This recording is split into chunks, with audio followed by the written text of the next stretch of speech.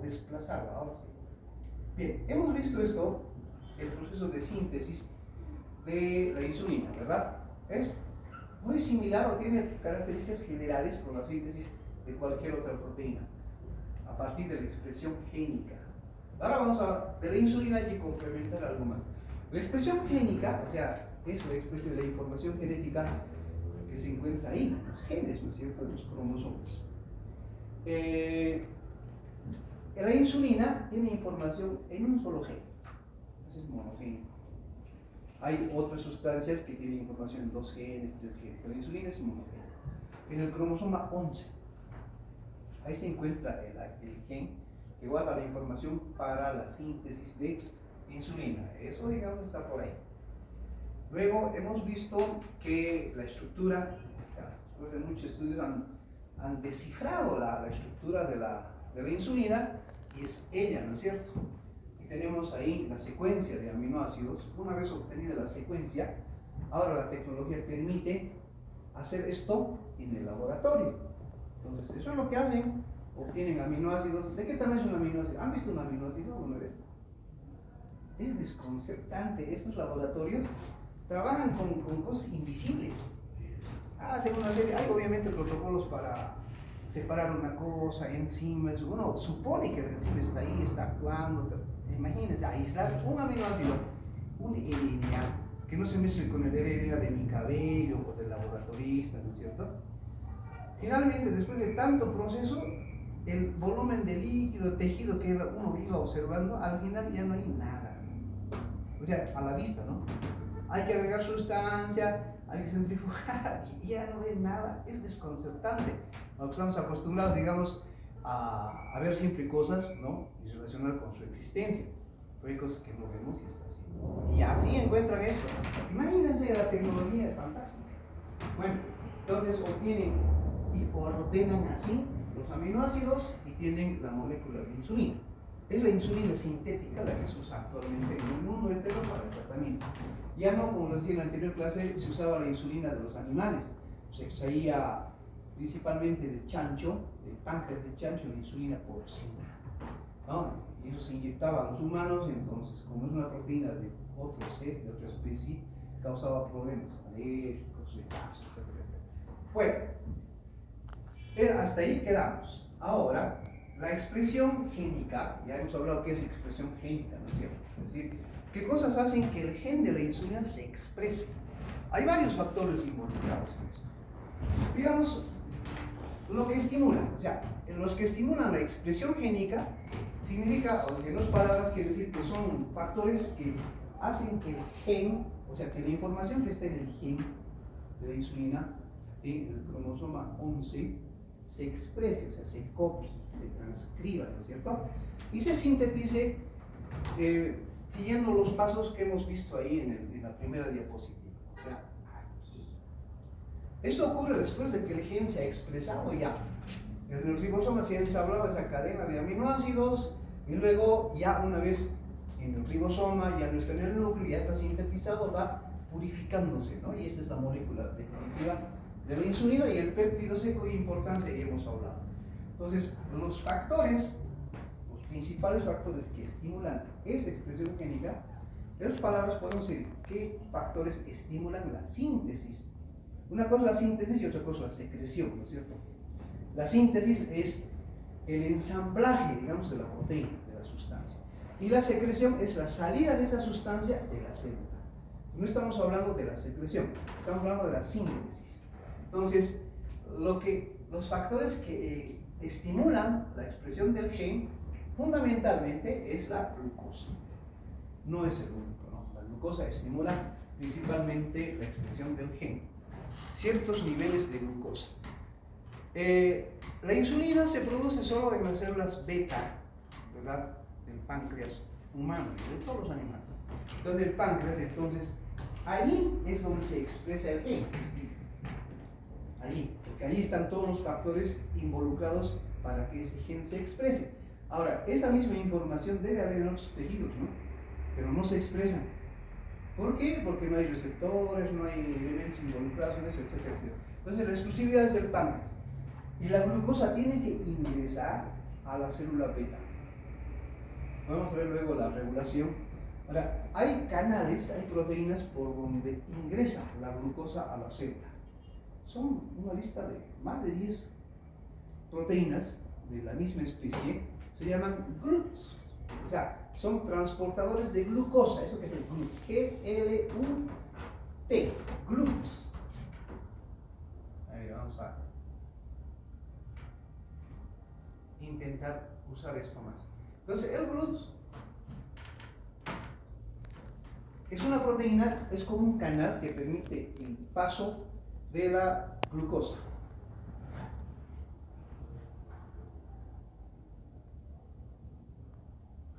Ya, no es el caso. Me toca esto de lidiar con la tecnología es terrible, ¿no? Para quienes hemos nacido antes de la informática. ¿Qué hago? Yo no quiero estas cosas. Está en lápiz y otra vez vamos a poner aquí. Creo que así, ¿no? No, tipos de lápiz. Tipos de lápiz. Un lápiz sencillito. ¿Qué color les gusta? A mí me gusta el rojo. Ya. ¿Ahora sí? Ahora sí. GLUT. Pero hay una lista de varios GLUTs. ¿No les ha pasado esto? Con este dedo voy a escribir, ahora borraré con este, ¿no? Vamos a actualizarlos. Ya, entonces el GLUT, el GLUT 4 es el más abundante. El GLUT 4 sí necesita insulina. Vamos a hablar con detalle posiblemente hoy al final. En cambio, el GLUT 2 es el que existe en la célula beta. El GLUT 2. Y este GLUT 2 no necesita insulina. Es simplemente cuando los niveles de glucosa en la sangre aumentan, entonces por más de 80 miligramos por decilitro, eso ya les adelanto, es que la glucosa difunde hacia el interior de la célula beta. Si la glicemia disminuye de 80, entonces la glucosa puede estar por ahí, no ingresa. Entonces este GLUT se caracteriza por ser poco sensible a la glucosa. O sea, cuando hay glucosa, no permite el ingreso de glucosa a menos que aumente a más de 80. Ahora, este 80, algunos autores dicen es 90. No nos vamos a hacer problemas por eso, pero hay un límite, ¿ya? Entre 80 y 90 miligramos por decilitro de glicemia. Bien, entonces, gracias a este GLUT ingresa la glucosa y esto provoca la expresión del gen. Bueno.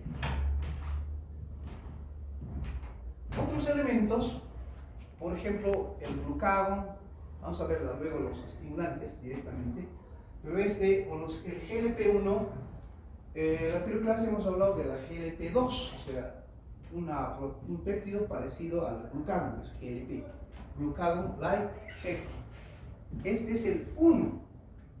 El 1 es sintetizado en el duodeno, el 2 en el páncreas, de eso hemos hablado. Entonces, el 1, vamos a hablar también, son las incretinas. Hay dos incretinas muy conocidas. Vamos a hablar luego de eso.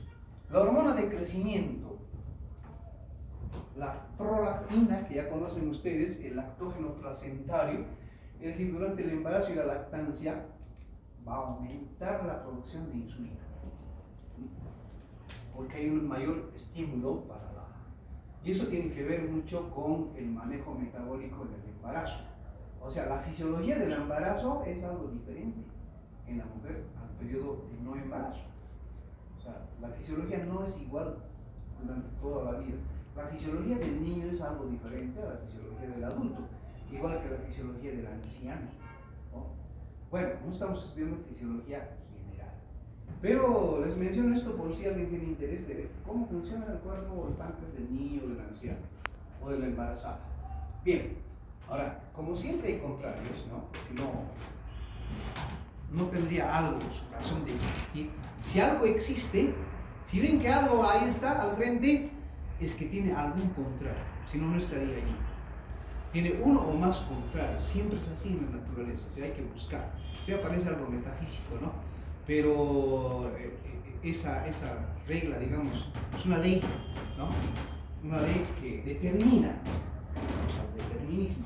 No todo está determinado así, pero siempre hay un contrario, ¿ya? Y los contrarios, los que inhiben esa expresión génica, son estos. La somatostatina, digamos, inhibe todo, ¿no es cierto? Todo. Entonces, ni hablar de la somatostatina. Algunos neurotransmisores, como la adrenalina, la epinefrina es la adrenalina. ¿A quiénes les gusta la adrenalina? Entonces, están produciendo poca insulina, ¿no? ¿Pueden ser diabéticos? No, precisamente. Pero esto es importante cuando usamos fármacos, por ejemplo, que tienen la acción, ¿no? O sea, son adrenérgicos, se llaman, que se parecen a la adrenalina. En farmacología lo van a entender. El glucagon, la leptina, que ya conocen, el glucagon lo vamos a estudiar en la siguiente clase. Bien, los inhibidores principales. Ahora, eso es normal, es decir, tiene que haber una acción de ambos para regular la expresión del gen de la insulina, porque si hay un desequilibrio, entonces se va a producir mucha insulina o se va a producir poca insulina, ¿verdad? Eso ya no es normal. Bueno, entonces tienen que estar presentes, son necesarios ambos. Ahora, esa expresión, ante la presencia ya sea de los estimulantes o los inhibidores, está alterada en estas situaciones y otras más. Estas son las más importantes. Está alterada en la glucotoxicidad. ¿Se acuerdan? Les he dado una pequeña tarea de averiguar qué es glucotoxicidad.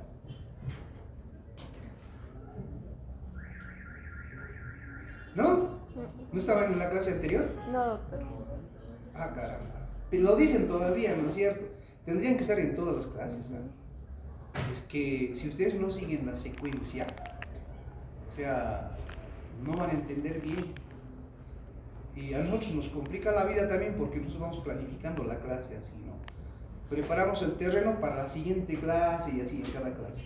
Es una preparación del terreno. Pero si están otros, tenemos que volver a preparar el terreno, entonces retrocedemos y ya nos retrasamos mucho, ¿verdad? Entonces traten de asistir a las clases teóricas siempre, pase lo que pase. Yo creo que en las clases teóricas es donde más se aprende, porque las ideas generales se dan en las clases teóricas. En las prácticas más bien los evalúan, ¿no? Y completan algunos detalles más profundos, más específicos.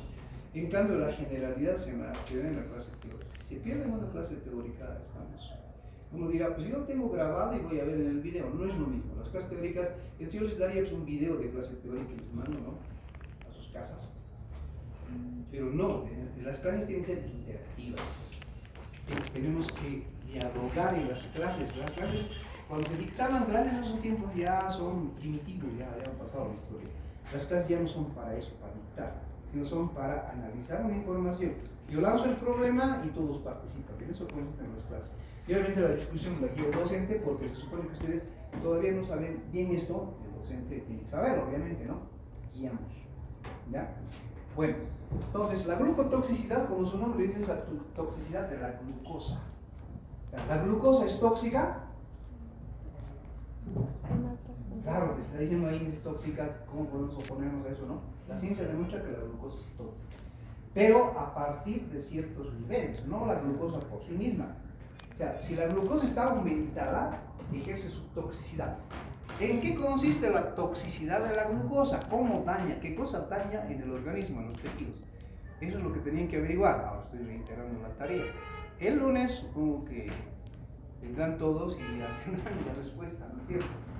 Bueno, pero es importante, no es tema de fisiología, pero es importante ir complementando con cosas que no son de fisiología para poder encontrar el sentido a esto, ¿no? ¿Para qué estamos estudiando?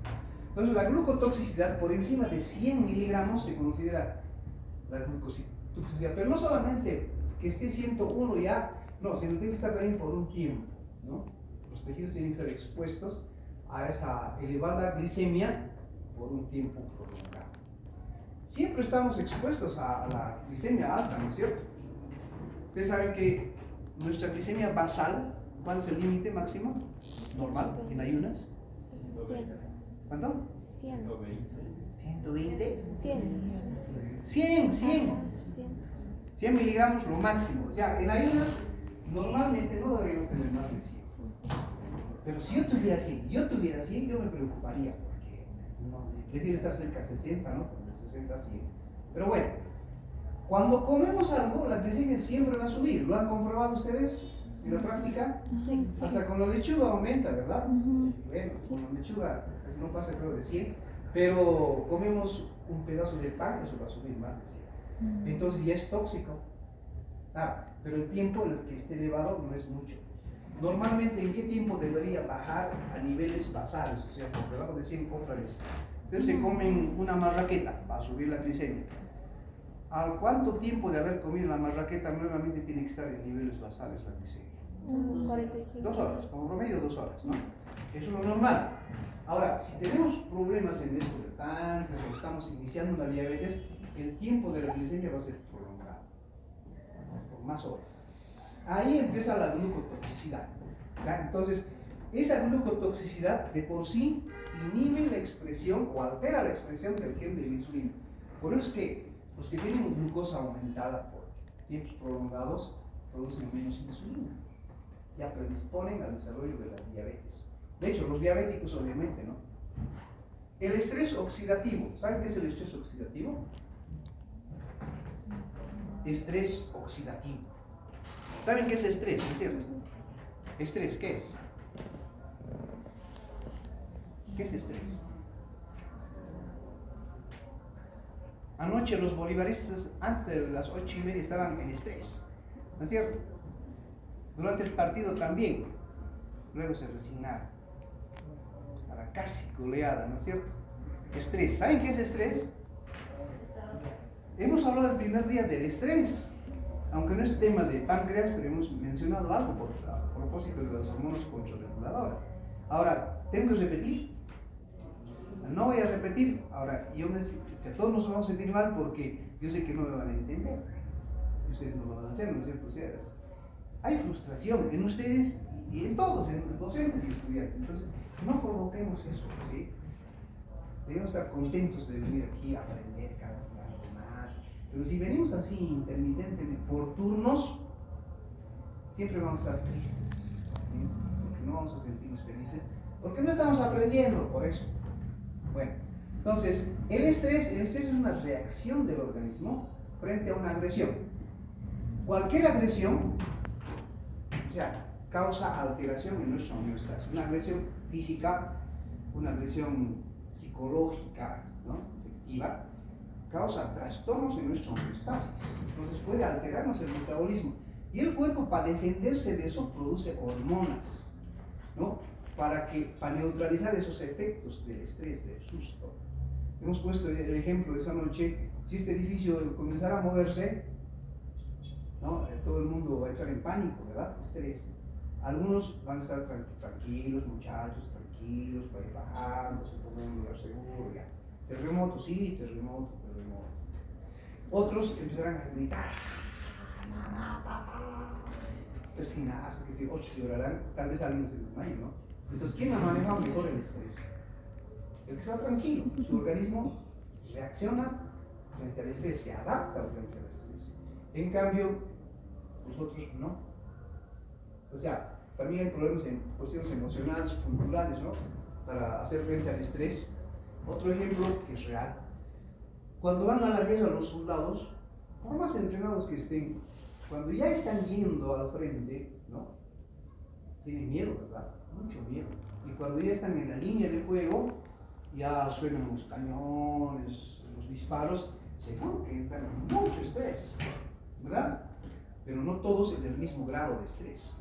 Entonces hay gente muy entrenada, justamente se ha entrenado en los cuarteles estresándose, pues, ¿no? Les han pateado, han disparado en sus orejas, entonces el otro sabe controlar su cuerpo, no él. El cuerpo sabe manejar esa situación de estrés, sus hormonas actúan muy bien, perfectamente. Entonces, en la línea de fuego es posible que no sufran mucho, porque están acostumbrados a eso. Pero los que tienen poco entrenamiento, hay soldados que lloran, se desconcentran, no se protegen y son los primeros en morir. Es así. O sea, ¿por qué no manejan bien el estrés? ¿Por qué no manejan bien el estrés? Porque no están entrenados para eso. Su cuerpo no se ha adaptado o no sabe adaptarse al estrés. En medicina pasa exactamente lo mismo. ¿Cuándo hay mucho estrés en medicina? En En el parciales. internado. Bueno, los parciales también, pero son por horas, ¿no? Pero en el internado sí. En el internado hay días que no duermen. Y si pueden dormir, no tienen dónde dormir. No comen ahora, el paciente se pone mal, el estudiante se desespera porque, claro, es su responsabilidad cuidarlo, controlarlo, informar, ¿no es cierto? O sea, como ya sabe, ha estudiado 5 años, entonces tiene que tomar algunas decisiones también, porque no es una marioneta el estudiante de internado. Ya tiene criterio médico, ahí está haciendo prácticas. Entonces, y si se siente impotente a eso porque no recuerda cómo se hace, aumenta el estrés. Hay estudiantes que incluso abandonan el internado, postergan su internado, por eso. Y entran en conflictos después, ¿no? Porque les tienen que pagar, les pagan, pues y después van a cobrar, habiendo abandonado un internado, han habido problemas casi legales así. En la residencia, peor, ¿no? Eso ya, cuando sean residentes ustedes, pues ya hay gente, lucha por ser residente, ¿no? Toda su vida ha soñado, entra a la residencia, va a ser especialista, no soporta el estrés y se va.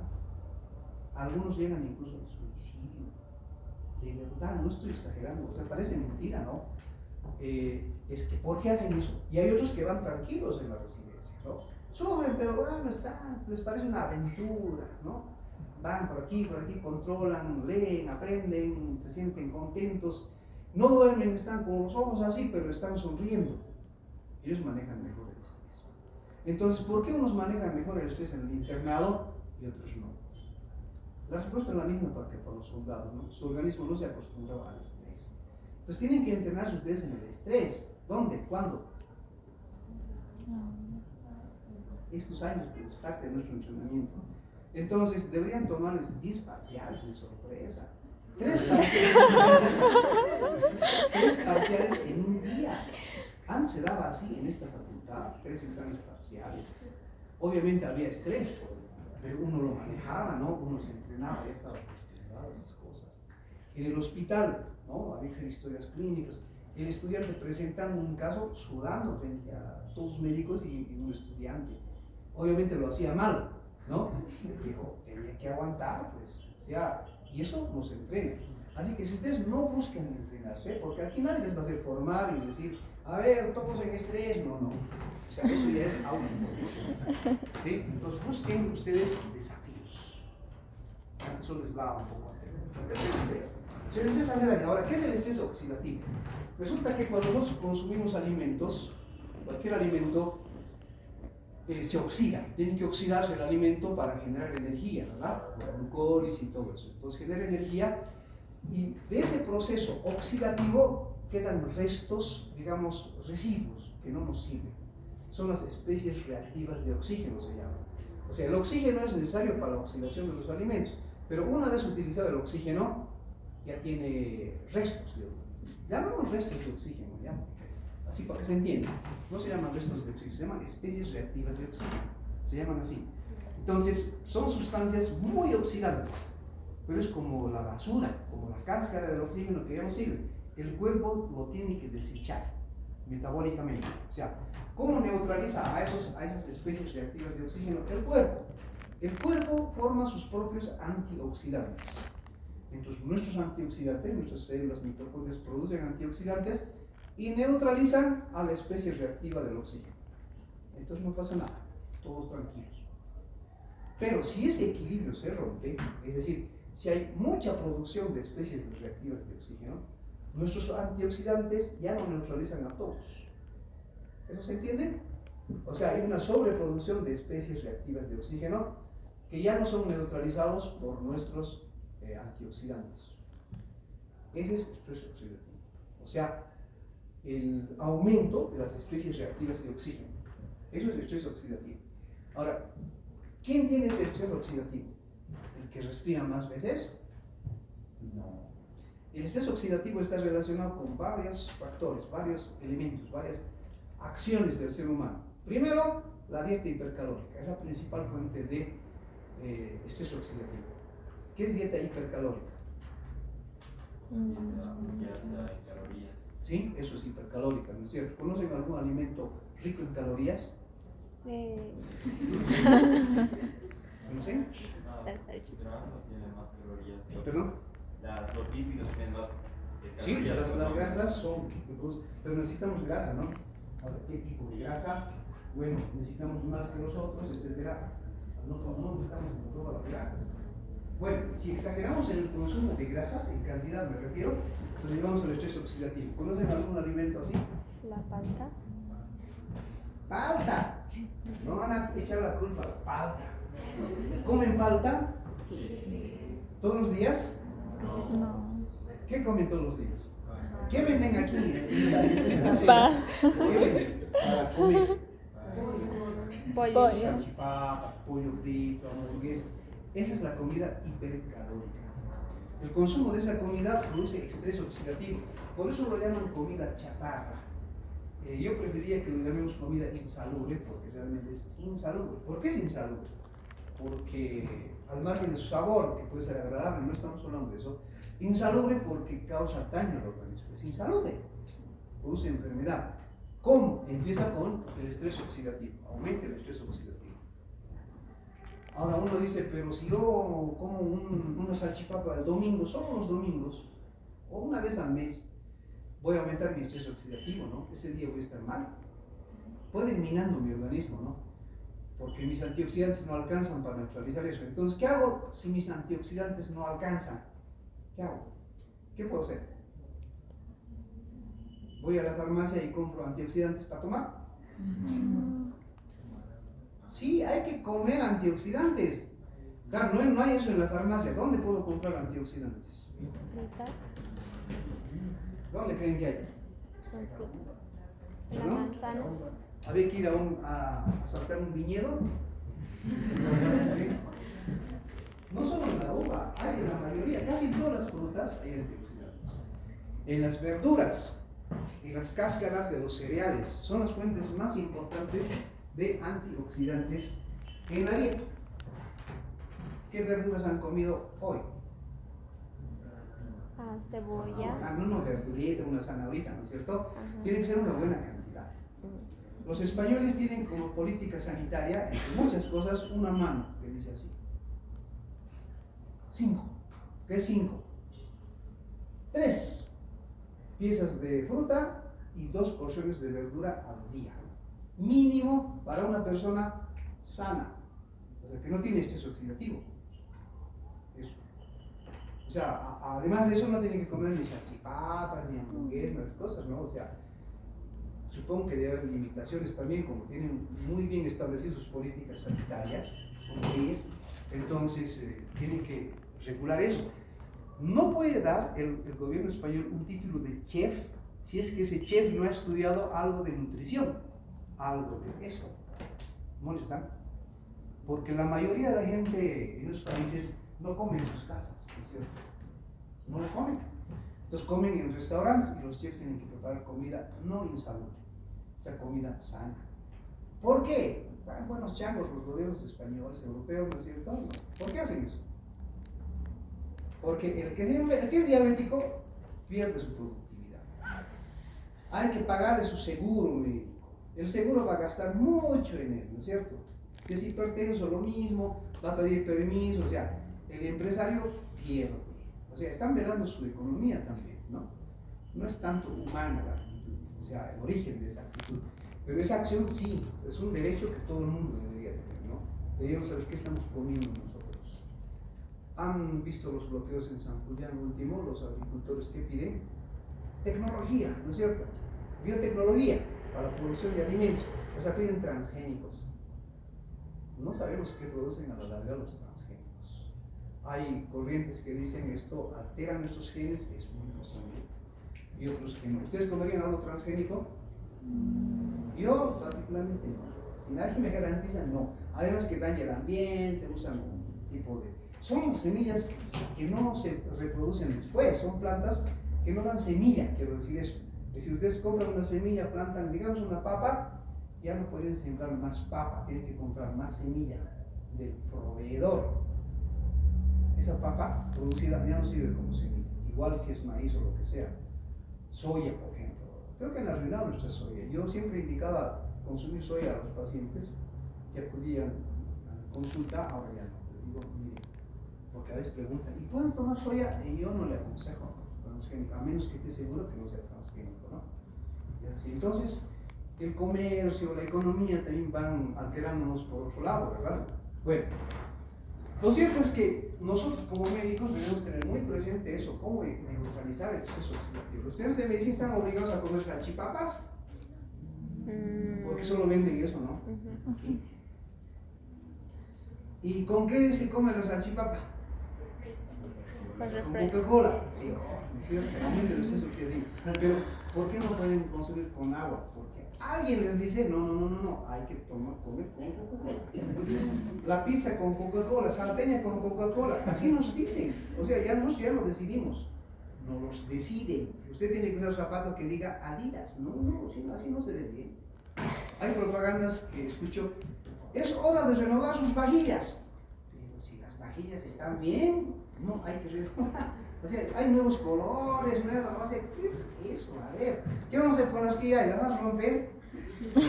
O sea, ese es el mercantilismo, ¿no? Hace mucho daño a muchas cosas, pero también a nuestra salud. Entonces, tenemos que tener suficiente personalidad.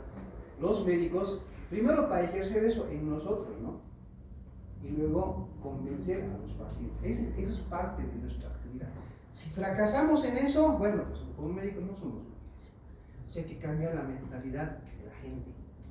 Lo que estoy haciendo ahorita, ¿qué es? Tratamos de cambiar su mentalidad, ¿no es cierto? ¿Cuántos se van a hacer caso? Si tuvieran nota, nos veríamos hablando exactamente aquí con todos ustedes, hablando de lo mismo, ¿no? Pero no tienen nota, pues yo sé que van a salir. ¿Dónde se van a ir? A comprar hamburguesas. A las salchipapotas, a comer alitas, ¿no es cierto? Bueno, entonces tengan presente, el exceso oxidativo disminuye la producción de insulina. Aún no estemos obesos, nada de eso. ¿Sí? Aunque seamos atléticos. Ahora, esos factores que aumentan el exceso oxidativo. Es decir, poco consumo de antioxidantes, el exceso de comida hipercalórica, el tabaquismo aumenta el exceso oxidativo. El tabaco mata más por exceso oxidativo que por cáncer pulmonar. Ahora, el exceso oxidativo produce también mutaciones de los genes y puede generar cáncer. Está muy relacionado con eso. O sea, el exceso oxidativo no solo afecta a la insulina, afecta a muchas cosas. Es un tema apasionante el exceso oxidativo. Muy largo, pero bueno, de eso también van a hablar en las jornadas latinoamericanas. Bien, la glicosilación no enzimática es consecuencia de la glucotoxicidad. Hay proteínas que normalmente sí se unen a una glucosa, son las glucoproteínas, por ejemplo. Pero hay proteínas que no deberían unirse a la glucosa, pero como hay exceso de glucosa, entontonces se glucosila. Esa es la glucosilación no enzimática. La lipotoxicidad, es decir, el exceso de colesterol en la sangre, los triglicéridos altos van a dañar también la expresión génica. ¿Se dan cuenta? O sea, al pobre páncreas lo atacan por muchos lugares, ¿no? Y disminuye, eso es el primer paso, disminuye la secreción de insulina. Es una vez que, bueno, vamos a ver el proceso, el cual ya se ha sintetizado la insulina, ya está la insulina se almacena en vesículas, gran cantidad de vesículas, y solo un pequeño porcentaje es secretado cada vez que leemos el estudio. Este es el esquema de una célula beta. Lo encuentran en cualquier libro, hay un libro de Guyton también. GLUT2, eso es lo primero, aquí empieza la historia. GLUT2, el transportador de glucosa que, digamos, entre comillas, se abre, ¿no? Se activa para dar paso a la glucosa cuando la sangre tiene una glicemia de más o menos 80-85 miligramos por decilitro. ¿Sí? Recién se va a secretar insulina. Entonces, si nosotros tenemos 60 miligramos, no secretamos mucha insulina, o sea, mínimo sí, ¿no? Aquí estamos hablando de la secreción ya propiamente dicha de la insulina. Luego vamos a ver la secreción basal de insulina, o sea, siempre hay un poco de insulina. Entonces, si la glicemia no sube, no hay insulina circulante, por eso nuestra glicemia no baja. Imagínense si con 60 se secretara insulina, nuestra glicemia bajaría mucho, ¿no? Entonces entraríamos en coma y moriríamos, probablemente. Entonces, gracias a esta poca sensibilidad, es que este límite mantiene una glicemia general. Ingresa la glucosa y aquí ocurre lo que pasa siempre con la glucosa, especialmente en el hígado, ¿no? Aquí se metaboliza la glucosa, se va a fosforilar formando glucosa 6-fosfato, luego esto entra en el ciclo de oxidación y finalmente va a formarse ATP. El ATP se forma a partir del ADP, ¿no es cierto? Del adenosín difosfato, ¿verdad? Entonces, si se forma bastante ATP, ¿qué pasa con el ADP? ¿Aumenta también o disminuye? Disminuye. O sea, mientras la célula no produzca energía, no produzca ATP, hay grandes cantidades de ADP que no generan energía. Pero si se va a formar ATP, entonces consume al ADP y el ADP disminuye en el citoplasma. Eso pasa en todas las células, pero aquí es particularmente especial. Resulta que el ADP es un agonista de los canales del potasio. O sea, el ADP, adenosín difosfato, Di2, mantiene abierto el canal del potasio. Y ustedes saben que el potasio, por gradiente de concentración, difunde del interior al exterior, ¿verdad? Está difundiendo así. Bueno, ingresa sodio y todo ese proceso ya conocen. Y mantiene una carga, aquí, un potencial de reposo, en la célula beta de más o menos 60 o menos 60 milivoltios. Entonces ahí la célula beta está en paz, menos 60 milivoltios. Bueno, eso se mantiene gracias al equilibrio que existe en la salida de potasio, ingreso de sodio, entonces la carga no se altera, ni sube ni baja los milivoltios. Bien, ahora, ¿qué pasa cuando aumenta el ATP? Aumenta el ATP, entonces disminuye el ADP.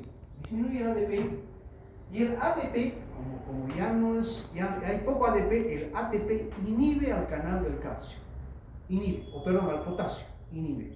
Es decir, ese canal del potasio literalmente se cierra. Entonces, ¿qué pasa con el potasio en el interior? Va aumentando. Como es catión, entonces el catión carga positiva de menos 60, el potencial de reposo se va haciendo menos negativo, menos 30, menos 20 y así, ¿no? O sea, hay una despolarización, luego se despolariza porque ya se está acercando al cero, ya se va a hacer positivo. Entonces, antes de eso, llega a su potencial umbral. Lo digo rápido porque este es el potencial de auxiliar dominante. Potencial umbral y se despolariza. Y al despolarizarse, se abren los canales del calcio.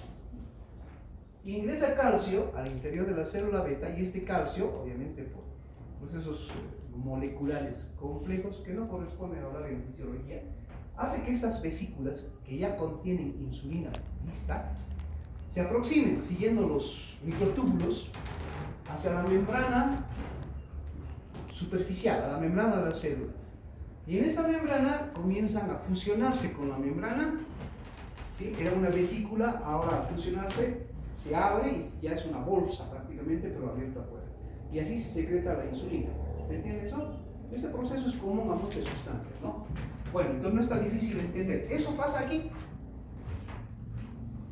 Se secreta la insulina y ya pasa la circulación a cumplir con sus funciones. Así termina la circulación. Este proceso ha sido muy estudiado, hay mucho detalle, hay bibliografía que habla de molécula tras molécula, proteínas, porque había que ver cómo tratar la diabetes, ¿no? Porque la gente se dedica a estudiar muchísimo a la célula beta y aún así no se puede controlar. Ahora, en el tratamiento, aprovechemos para decir eso, de la diabetes, hay medicamentos que estimulan la secreción. La mayoría de los medicamentos lo que hace es estimular la secreción de insulina, no la síntesis, la producción. No se puede. Para eso tienen que cambiar ciertas condiciones. Por ejemplo, eso es lo normal. Digamos en un obeso de por sí ya hay resistencia a la insulina, hay elevación de la glicemia. Entonces ingresan grandes cantidades de glucosa aquí.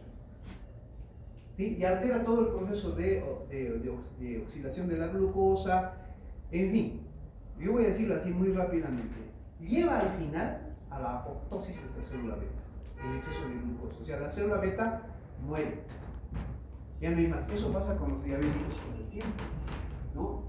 Cada vez quedándose con menos células beta y al final son insulino dependientes, se tienen que inyectarse siempre insulina.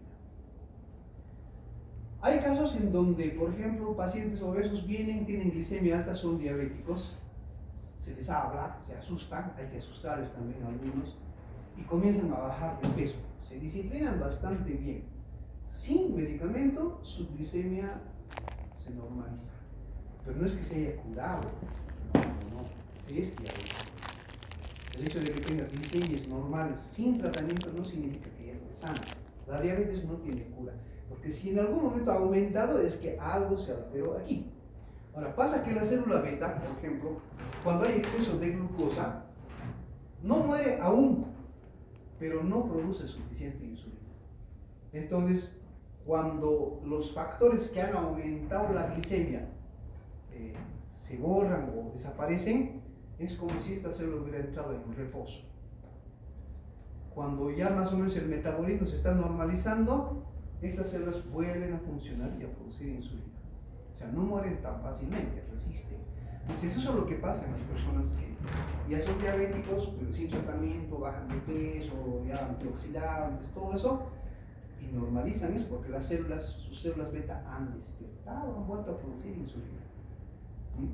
Eso es interesante este proceso en la diabetes y hay que tenerlo siempre en cuenta. Es decir, los pacientes, ahora, por ejemplo, hay algo que puede ser un error en el tratamiento de la diabetes. Esta célula produce poca insulina ya, pero no está muerta. Hay exceso de glucosa, diabético. Esta célula con tanta glucosa se está intoxicando, se está muriendo, pero no está muerta.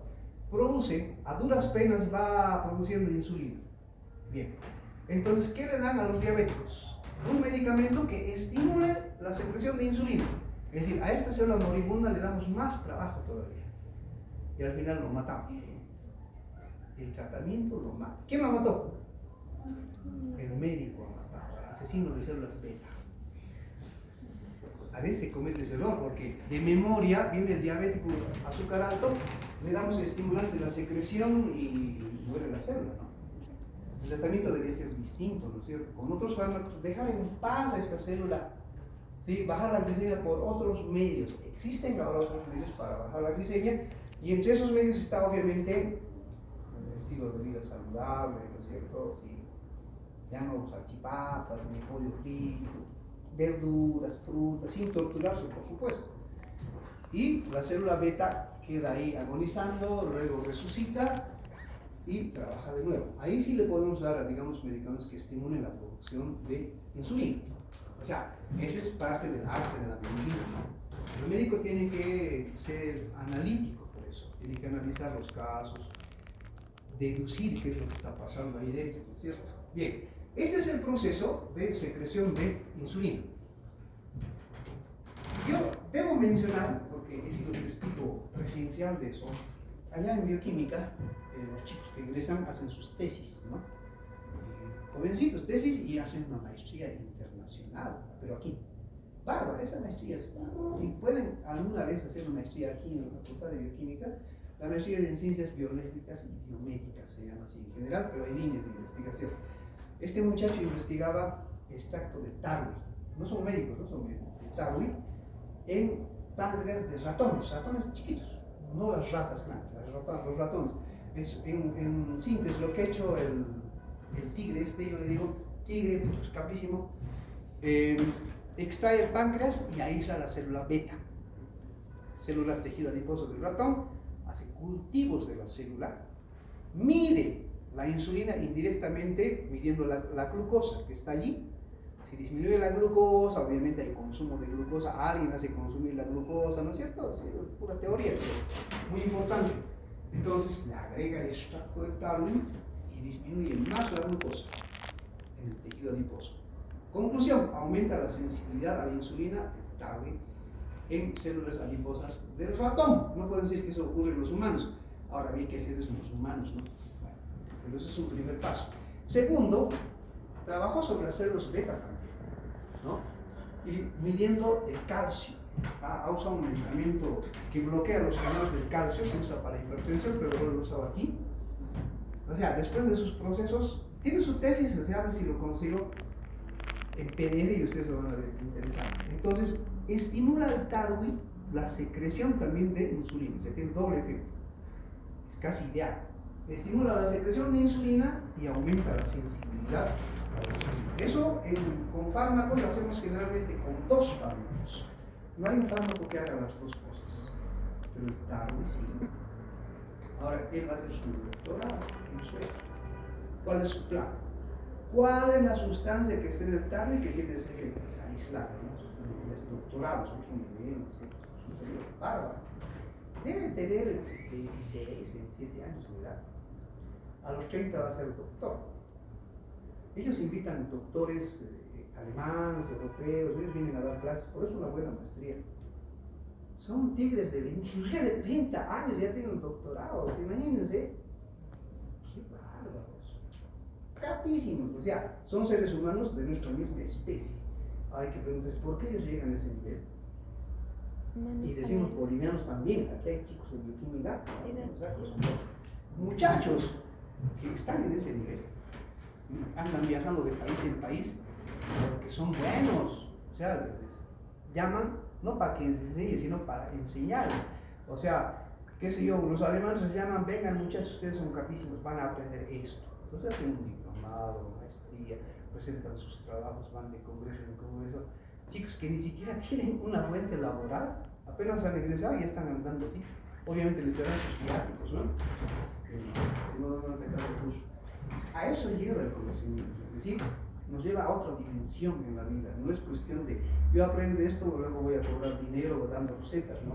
Eso no es simple. Entonces, hay trabajos así, ¿no? Hay trabajos, muchos trabajos en el mundo, seguramente, experimentando en modelos experimentales como ratas, ratones, encontrando estas cosas, pero no podemos hacer lo mismo en los humanos si no hay evidencia, porque no somos de la misma especie, pero seguro que pasa lo mismo. Pero tiene que haber evidencia, eso es ciencia. Bien, yo creo que con el mato estamos todavía a tiempo, ¿no? Esto es importante. Normalmente la insulina, esto no es insulina basal, la secreción de insulina basal no es esa. Entonces mencionaré qué es la secreción basal de insulina.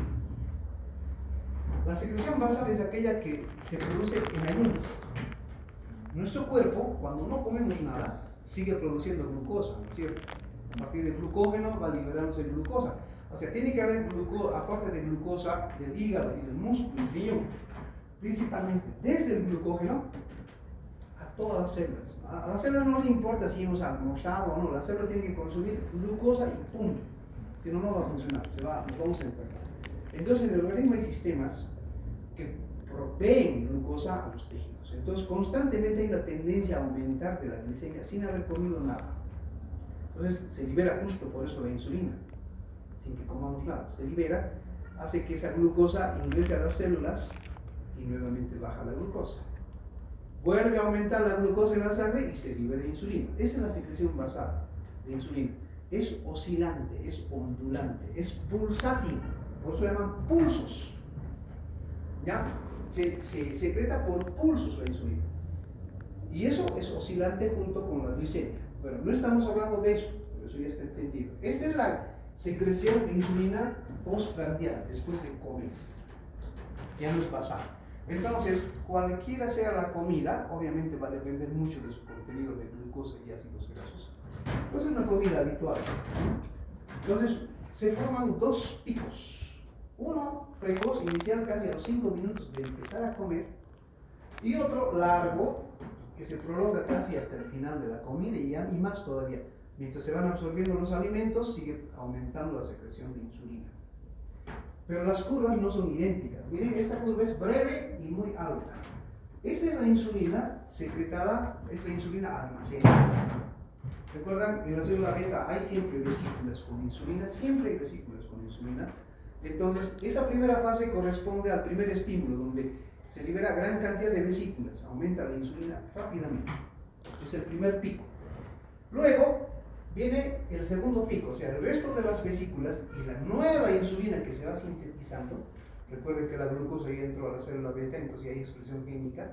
Pues rápidamente se forma nueva insulina, más lo que quedaba en las otras vesículas comienza a secretarse más lentamente y no alcanza niveles tan altos.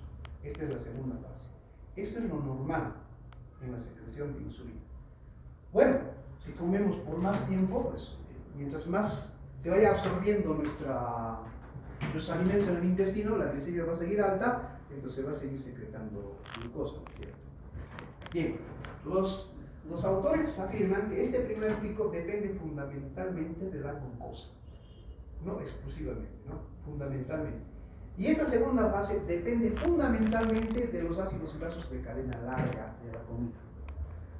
No tanto de la glucosa, pero no exclusivamente de los ácidos grasos, sino dependen más de los ácidos grasos.